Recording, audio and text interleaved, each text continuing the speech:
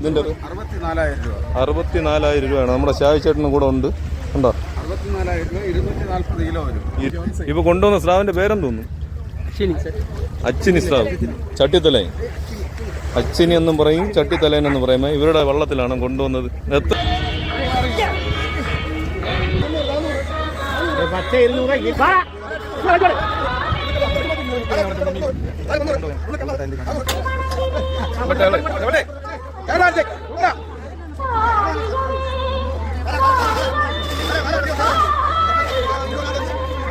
വ്യാഴാഴ്ച ഉച്ചയ്ക്ക് 2 മണിക്ക് നമ്മുടെ വിഴിഞ്ഞംകടപ്പുറത്ത് കൊണ്ടുവന്ന സ്രാവാണ്. ലേലവിളിയൊക്കെ കഴിഞ്ഞ് ഇനി തമിഴ്നാട് കമ്പനിക്ക് കൊടുക്കുകയാണ്. അപ്പോൾ വണ്ടിയൊക്കെ വന്ന് കിടപ്പുണ്ട്. ആ വണ്ടിയിലോട്ട് കയറ്റാനുള്ള പരിപാടിയിലാണ്.